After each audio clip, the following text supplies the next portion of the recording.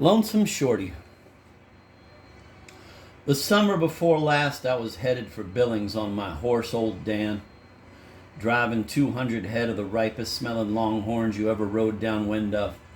When suddenly here come some tumbleweeds tumbling along with a newspaper stuck inside. I had been without news for weeks, so I leaned down and snatched it up and read it trotting along, though the front page was missing and all there was columnists in the lifestyles section.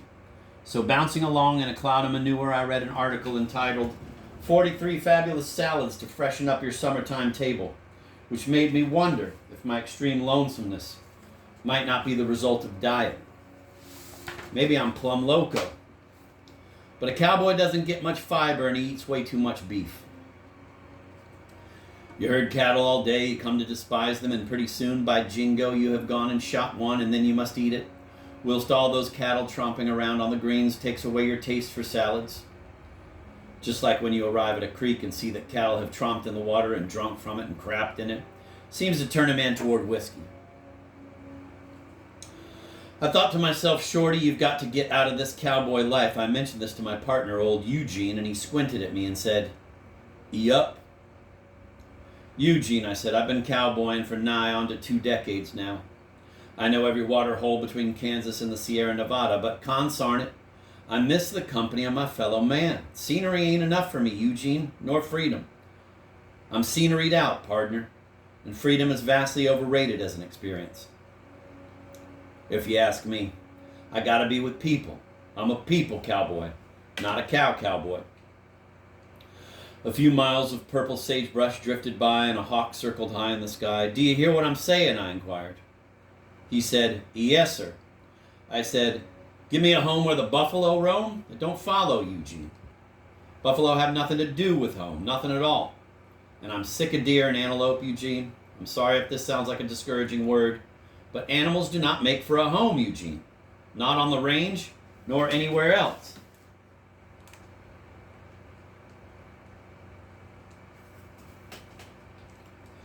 I continued, "And whoever wrote the air is so pure and the breeze so free, the zephyrs so balmy and light, never spent time driving cattle, I can tell you that." He grunted. A few miles later, I said, "You ever think of just calling yourself Gene, Eugene? Gene is more of a cowboy name. Eugene is sort of a bookkeeper's name. How about I call you Gene?" He thought this over for a few miles as we jangled along, eating dust. Then he said, "You do that and I'll lay for you and jump you and gouge your eyes out and bite off your ear. You'd rather be Eugene then?" "Yup." We rode along for a ways. "Is there some topic you have a desire to talk about, Eugene?" I inquired. "Nope. A taciturn sidekick is like buying a ticket to see the sunset. Who needs it? You go humping along the trail, you would like some conversation, but no, Eugene could no more think up things to say than he could sing La Traviata. That night I was feeling low, the wood was wet and the campfire smoked, the beans were cold and the pork half raw. The mosquitoes descended in a cloud, and then it took hours to get the cattle bedded down. And as I was fetching a camp stool from the saddlebags, old Dan accidentally stepped on my foot and about broke it. I hopped around on the good one and swore a blue streak, but none of it woke up Eugene. He was wrapped in his blankets, dead to the world. I sat down and listened to Dusty Joe on night watch, slowly circling the herd and singing "Tenting Tonight" on the old campground. But all he knew was the chorus, and he sang that over and over. I approached him where he sat on his horse on a little rise and asked him if he could not vary his performance. "The cows like it," he said. "That may be so," I replied, "but you are driving me crazy. Why in blazes can't you sing something else? Sing 'Bury Me Not on the Lone Prairie' for Pete's sake, or the night herding song. Lay off the tenting tonight. It ain't even a cowboy song, for crying out loud." He said it was the only song he knew. I remarked that it was a poor cowboy indeed who couldn't make up some songs of his own. "Just sing 'I ride an old paint.' 'I lead an old Dan.' 'I'm going to Montana to throw the houlihan.' And then keep making up new verses." But of course he was stubborn and wouldn't do it. I got back to camp and I hear the damn tent song start up again. And of course the wind carried it right back to us. To distract myself, I sat down and drew up a list of pros and cons on the back of a picture of my mother. Reasons to be or not to be a cowboy. Freedom to be your own man. The awful loneliness of doing so. Most beautiful country on God's green earth to look at. No home, nowhere to sleep but on the cold ground. You get a bad back, pretty soon you're too bent over to look at scenery. Good old Dan, what else can he do but ride the trail? You can't live for your horse, especially not one who steps on you. Love to be with my pals. Those cheating, lying, gin-soaked idiots. They all moved to town a long time ago. The West must be one for the white man. I done my part. The chance to be a true cowboy who stands up for what's right and fair. Fine, but it's time to settle down and start building up equity. You've got nothing to show for your hard life, nothing. So it was an even draw, 6 of one, half a dozen of the other, but my foot hurt me so bad I couldn't sleep. I dosed it with a few slugs of whiskey and only managed to give myself a sour stomach, and I kept hearing, tenting tonight, tenting on the old campground. And when morning came, I announced to Eugene and the other boys that I was packing it in. I said, the problem is I don't drink enough water and I don't eat right. That pork last night was full of fat, for example. And riding a horse, you never get the cardiovascular exercise you need. I've got to think about my health. Well, you'd have thought I'd have put on a dress and high heels the way they laughed and carried on. I said, I quit. I'm a cowboy no longer. It's a rotten, lonely life and I'm done with it. And I jumped on old Dan, who luckily was right there, and I rode away. I headed into a friendly town named Pleasant Gulch, having read in the paper that it offered a healthy climate, good soil and water, good schools and churches, a literary society, and, quote, all the adornments of advanced civilization, end of quote. That's for me, I thought. I became deputy to Sheriff Dibble, a full-time job with a decent pension plan, and bought a condo over the saloon.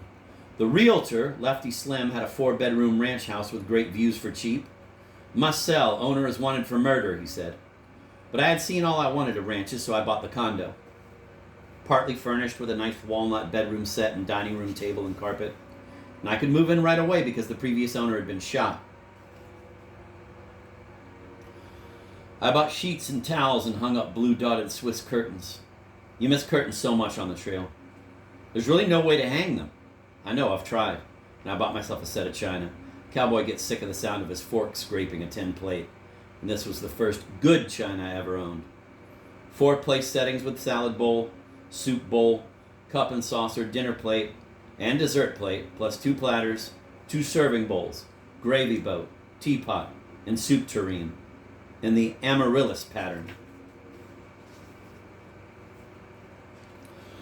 The truth was I didn't know 3 other people in Pleasant Gulch well enough to invite to dinner, but I felt confident I soon would because the town was perfect. Its lawns and porches and street lamps so welcoming and warm compared to rocks and butts. I hiked around town twice that first evening just to absorb the beauty of it, and then returned home and fixed pork and beans, but they looked like cassoulet on my amaryllis. I had eaten exactly 2 bites when shots rang out and some cowboys whooped and bullets tore through my curtains and one busted 2 teacups and another one hit my good serving platter and blasted it to smithereens. I was so pissed off I stalked downstairs and out into the street, which was deserted except for a cowboy lying face down in the dirt. What in the Sam Hill is going on around here? I yelled. He said he had been shot clean through the heart and was done for. I knelt down by him and yelled, you busted my amaryllis china, you dink. I came in off the trail to get away from your ilk. And here you are messing around in town. Well, not for long. He asked me to take a letter to his mother in Pittsburgh. Your mother has no interest in hearing from you, so don't even think of it. You're nothing but a filthy savage, and death is too good for you, I said. And then he died, presumably. At any rate, he didn't have any more to say. Next day, I went back to the general store to replace that serving platter, and they were plumb out of amaryllis. And that night, the old couple next door banged on my door and said, you're gargling too loud in there, Mr. Shorty. It's driving us nuts. And you twirl your rope and jingle your spurs, and your yodeling is a pain in the neck. No more yodel-ay-hoo and whoop-de-dee-yi-yo, okay? I told them that it was my home, and I would yodel in it as I pleased. So they called the sheriff, and he said, sorry, Shorty, but they're right. We have a yodeling ordinance here, and also one against gargling after 10 p.m. I I got so dag-nabbit mad I stomped home, put my amaryllis into saddlebags, climbed on old Dan, and left town at sundown. I was burned up. I yelled at him, "Okay, I'll show you. You can take your damn piddling laws and ordinances and regulations and stuff them into your ear." And back out on the range I went. Frankly, I'd left so many towns by then that I was used to it, and didn't get nearly as mad as in the past. Leaving town is what cowboying is all about.